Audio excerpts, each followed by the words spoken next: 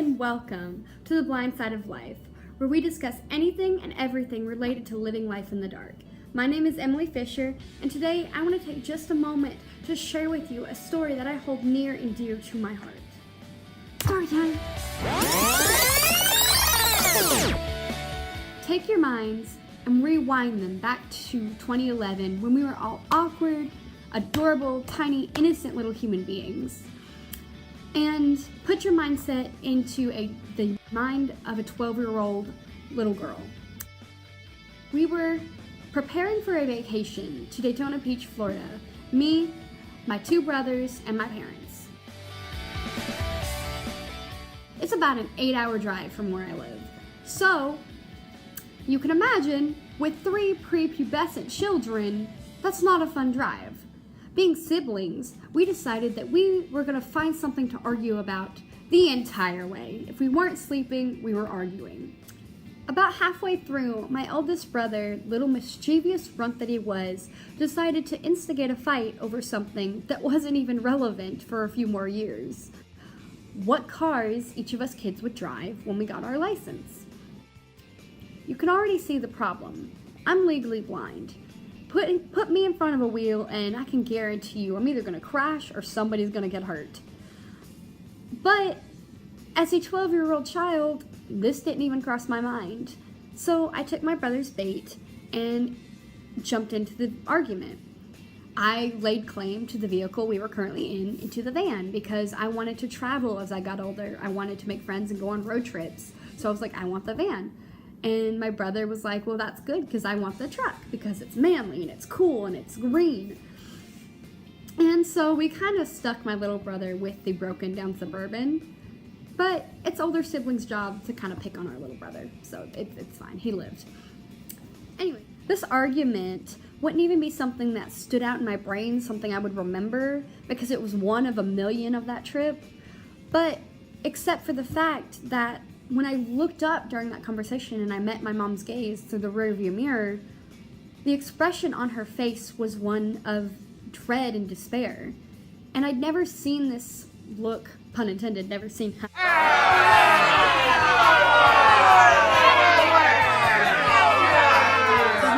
I've never seen this expression on my mom's face before. And I didn't know what it meant. I had no context for it because I didn't realize at the time that she had been protecting me, that she had already known that the doctor had told her that I would never be able to drive. So hearing me argue with my brothers about this kind of stuck her in the heart a little bit, because she knew she would eventually have to tell me, break it to me, that I would never be able to drive. But at the time, I had no context for any of that. So her expression was something that always stuck out to me, which made this conversation something I would remember. So, fast forward about 4 or 5 days. We've spent 4 days at the beach, we've settled in, we've had a great time, we're halfway through our vacation, and we're all kind of getting a little burnt out on just spending 7 hours a day at the beach. So, my parents, to keep us 3 children entertained, looked up local attractions and found out that there was an amusement park attractions arcade style thing called Daytona Lagoon. So we all packed up that Wednesday night and we went out for a nice evening and wound up buying the whole package. We bought game cards for the arcade, we bought ticket swipes for the different events and stuff, and we overall that whole evening had an amazing time. But what stood out to me about this evening, why this evening is so important to me and has always been important to me and remains one of the most important evenings of my life, something you would never attribute with an evening at a amusement park, is the fact that Daytona Lagoon had an amazing go-kart track, in my opinion, but So, to give context, we've already discussed that I'm not going to be able to drive, but at 12, I didn't realize this. So I was all hyped up and excited with my brothers. We were running around, we played some in the arcade, and then we went out to go explore the go-kart track, which was amazing in my opinion, but we'll get to that. So we run out and break the doors open, And immediately you can hear the go-karts, the roar of their engines. And they even, to the point where they shake the platform outside of the main arcade. And obviously I rely heavily on my auditory and my tactile senses because I can't rely on my vision that well.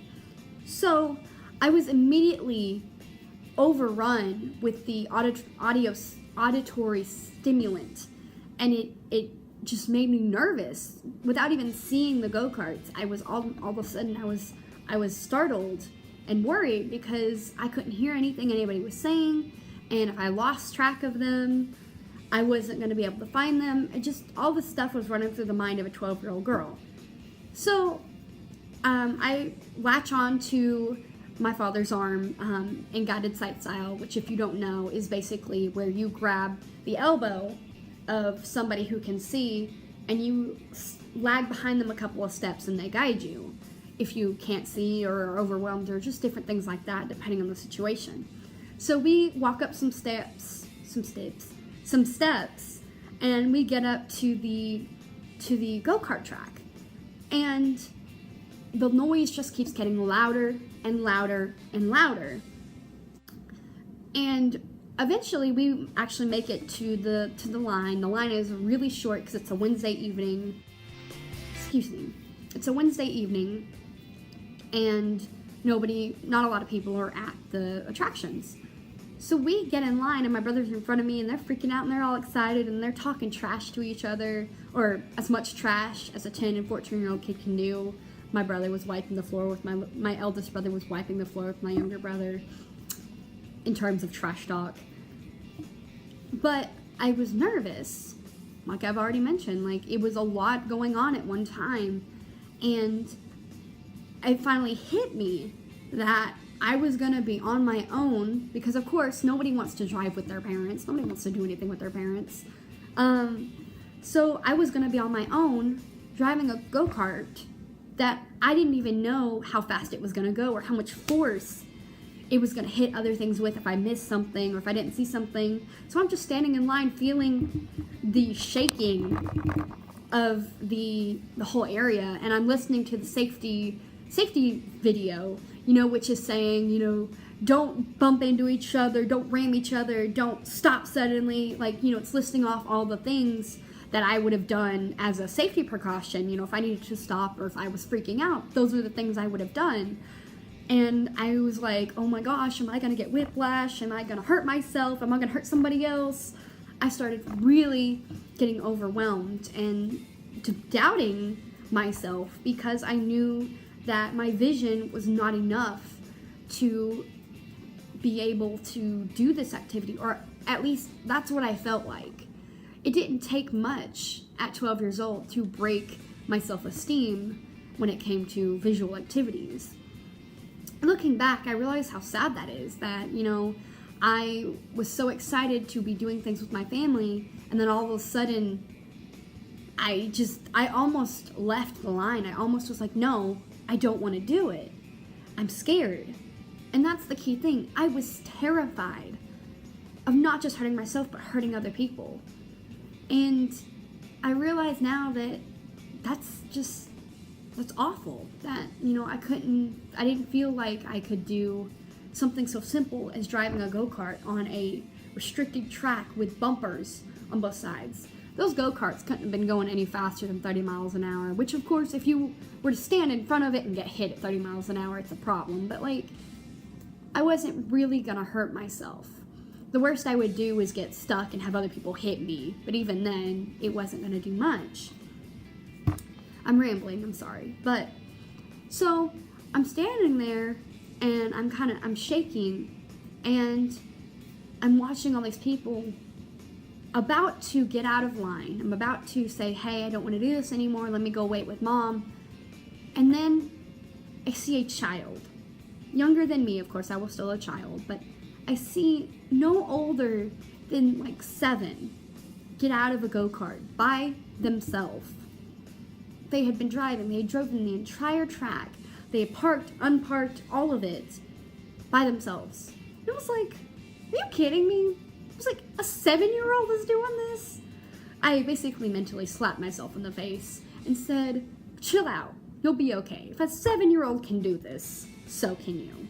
You'll be okay. They would have some kind of warning or something on it saying, you know, this, you could get hurt. If you could actually really hurt yourself on something like this, there would be more kind of hoops to jump through. And I re-amped myself up, and the butterflies were still there. I was still nervous. I scanned my card, I got in the thing, and of course, first embarrassing thing I did, they were letting one lane of carts go at a time, and I thought they had let my cart line through, and there were people behind me, so I didn't want to keep them waiting. I didn't want to get rammed in the back right at the start, so I started going, but they had let the line next to us go. The referee, I guess you would call him, had waved his hand like so, and I thought that meant us, but it meant the lane beside us. So that was embarrassing. But, you know, then our line went, and I took off, and I immediately kept to the right as the lanes turned left, because I was like, I'm not even gonna fight. My brothers were already talking smack. There was a ton of other people on this track. I'm not even gonna fight it. And so I let everybody pass me, and then I pull over and I start. And of course, with the first major sharp turn, I spun out and I got stuck on the wall, which, again, very embarrassing. And I was just sitting there like, really? Are you kidding me? But of course, the attendant came over, he helped me, he pushed me back off, and at this point, everybody else was coming back around, right? So I got back stuck in the traffic and proceeded to be like that. People were trying to get around me, and I would do my best to let them by, but they would still wind up bumping me and pushing past me, and I was just, you know, like, ah! But then, again, everybody else got past me, and I was barely touching my gas, so I wasn't even going very fast. And when I had the road all to myself, I had gone through the track once, and I was comfortable with it, and I was driving along, and I realized all of a sudden I was driving. I was physically sitting behind the wheel of a motorized vehicle. There was nobody watching me. There was nobody next to me. Like, it wasn't attached like a bumper car to some kind of platform above me. I was in control. I was doing something that you don't see blind people doing. Even though it wasn't something that I had realized yet, in this moment I realized that I'm not, you know, driving wasn't something blind people did. And to do it, to sit behind a go-kart, a motorized vehicle, and to do it was a big deal. And I realized I had my sunglasses on, I had my hair blowing in the wind, and I went, you know what? Let's go. Let's go. And I floored it. My foot hit the pedal, and I sped up about twice as much as I was actually going. And I felt really epic. I felt like I was in an action movie as I did what I thought was drifting through each corner until I met up with the crowd again. And I was like, you know what? They don't scare me anymore, even though I was secretly still terrified of everybody else. And I actually started trying to force my way past people and stuff. And I mean, it didn't go that well. I spun out again, and I got stuck, and I started laughing because it was hilarious. But at this point, I was smiling, and I realized that's not something I was doing for half of it. I wasn't smiling. I wasn't enjoying myself. I was, you know, scared, but now I was having a blast. And one of my brothers passed me, and they yelled something back at me. And I was like, you know what, you want to go? And I started yelling smack back at them. And just really, really had a good time. And of course, before I knew it, the lights signaled us that it was time to park in the loading zone again. And this was interesting too, because we had to park between two lanes. Like, there was upraised like concrete lanes between all of the actual lanes of go-karts, and I actually hit at almost a 90 degree angle to one of those, and so like I had to just get out, and the guy had to just move it, and I was like, you know what, it's fine. And I got out of the go-kart and I realized I was shaking, but it wasn't the same shaking as when I had got in the first time. This was shaking from sheer enjoyment, that I was shaking because I was ecstatic. I was happy. I had had a good time, you know, and I just couldn't believe that I had been made nervous to do something like this. And we get out and I said, I'm going again. And my brother's like, me too. And I was like, I'm gonna beat you to it. And like, it clicked for me that I wasn't gonna let myself be stopped by fear, by the idea that I couldn't do something because I didn't have a lot of vision. So I get back in line, we go right through to the next round of carts. I get back in the first cart and I look at my brother who's in the lane next to me and I was like, you're going down this time. And of course he didn't go down, he actually beat me again because I was still nervous about full forcing it right out of the gate. But this time I stayed with the pack. I didn't lag behind and I let the pedal rip and, you know, I let my hair fly, and the second time was even better than the first. I was able to enjoy it wholeheartedly the entire time. And at this point, it was getting dark. It was reaching 7:30, so it was starting to get dark. And so my family was like, we're going back in the arcade. I was like, I'm good. I'm gonna hang out here. I want to go again. And they were like, really? And I was like, yeah, I want to go again. So they told me where to meet them inside. I knew where that was. So I get in, and I'm actually the only one in the go-karts at this point. So I get in, and it's getting dusk, so the sun is actually in the direction of where the carts go. So the sun is in my face. So I've still got my sunglasses on to block out the sun from, you know, taking away what little vision I had left and blinding me. But by doing so, I also dimmed everything else. So it was hard to see where the track actually was and where like the loading zone and everything was. So I do a lap and I misjudge where the next left turn is, and I actually turned into the outgoing lane of the loading dock. So where the go-karts come out of, I actually turned into. And it took me a second. I stopped just in time, but I almost hit one of those concrete lanes.